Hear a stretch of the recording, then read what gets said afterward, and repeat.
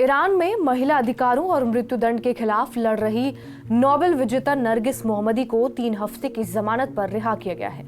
नरगिस की रिहाई की जानकारी उनके वकील मुस्तफा नीली ने सोशल मीडिया प्लेटफॉर्म एक्स पर एक पोस्ट के जरिए दी है।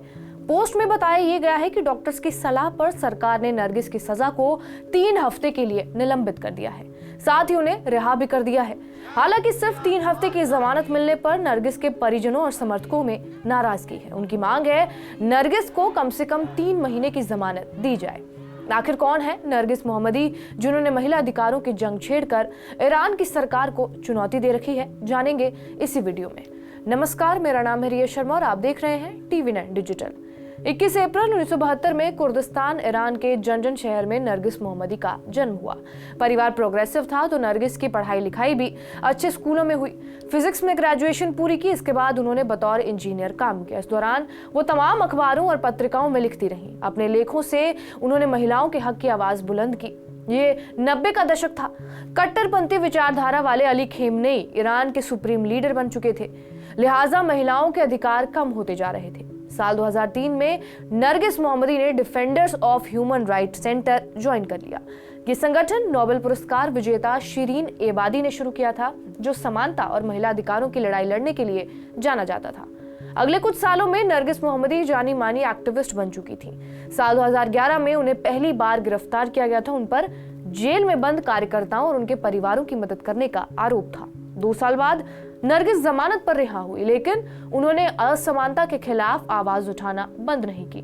साल 2015 में नरगिस मोहम्मदी मृत्युदंड के खिलाफ चलाए गए एक अभियान में शामिल हुई और इसके लिए उन्हें एक बार फिर गिरफ्तार कर लिया गया। ईरानी सरकार ने उन्हें 31 साल की कैद और 154 कोड़ों की सजा सुनाई। नरगिस मोहम्मदी 52 साल की हो चुकी हैं। लगातार जेल में रहने की वजह से उनका स्वास्थ्य खराब रहता है, लेकिन हिजाब पहनने से मना करने पर जेल प्रबंधन ने उन्हें अस्पताल में भर्ती कराने से मना कर दिया।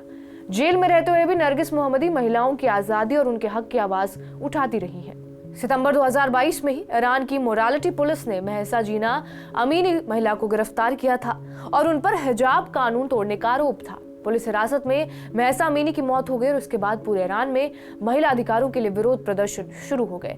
हाथों में तख्तियां लिए हजारों ईरानी सरकार के खिलाफ सड़कों पर उतर पड़े और ईरान की सरकार ने इन विरोध प्रदर्शनों को ताकत के दम पर कुचलने की कोशिश की, जिसमें 500 से भी ज्यादा प्रदर्शनकारी मारे गए। हजारों लोग घायल हुए। पुलिस की चलाई रबर बुलेट से सैकड़ों लोग अंधे हो गए और ईरानी सुरक्षा बलों ने तकरीबन 20,000 लोगों को गिरफ्तार किया था। जेल में सजा काट रही नरगिस मोहम्मदी ने इन विरोध प्रदर्शनों का समर्थन किया। इस पर जेल अधिकारियों ने नरगिस पर और भी ज्यादा पाबंदियां लगा दी। उन्हें किसी से फोन पर बात करने या फिर किसी से मिलने से भी प्रतिबंधित कर दिया गया, लेकिन उन्होंने किसी तरह न्यूयॉर्क टाइम्स को एक लेख भेजा। अखबार ने इसे महसा अमीनी की हत्या के पहले साल पर छापा। मोहम्मदी ने इसमें कहा था, वो हम में से जितने ज्यादा लोगों को गिरफ्तार करेंगे, हम उतना मजबूत होंगे।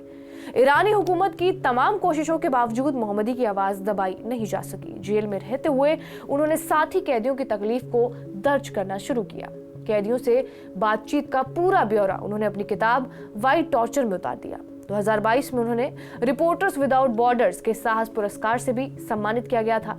नरगिस मोहम्मदी राजनीतिक कैदियों पर सत्ता के उत्पीड़न के खिलाफ लगातार विरोध जताती रही हैं। उन्होंने खास तौर पर महिला कैदियों पर हो रहे उत्पीड़न और यौन हिंसा का विरोध किया है। नरगिस की इन्हीं कोशिशों की वजह से उन्हें साल 2023 के नोबेल शांति पुरस्कार से सम्मानित किया गया। नरगिस को नोबेल मिलने से ईरानी सरकार नाराज हो गई, साथ ही उन पर कड़े प्रतिबंध लगाते हुए 15 महीने की सजा और बढ़ा दी गई। नरगिस मोहम्मदी फिलहाल 3 हफ्तों की जमानत पर बाहर है। इस दौरान वो अपने परिवार से मिलने जाएंगी या नहीं, इसे लेकर संशय बना हुआ है। जून 2023 में न्यूयॉर्क टाइम्स को दिए एक इंटरव्यू में नरगिस ने कहा था कि उन्होंने 8 साल से अपने बच्चों को नहीं देखा। उन्होंने आखिरी बार अपनी जुड़वा बेटियों को अली और कियाना की आवाज 1 साल पहले सुनी थी। नरगिस की दोनों बेटियां उनके पति तागी रहमानी के साथ फ्रांस में रहती हैं। दरअसल तागी भी एक पॉलिटिकल एक्टिविस्ट हैं और उन्हें भी ईरान की सरकार ने 14 साल की जेल की सजा सुनाई थी। तब से वो परिवार समेत ही फ्रांस में रह रहे हैं। बहरहाल, आपको ये जानकारी कैसी लगी हमें कमेंट करके जरूर बताएं। बाकी देश और दुनिया की तमाम बड़ी खबरों से अपडेटेड रहने के लिए सब्सक्राइब करिए TV9 डिजिटल।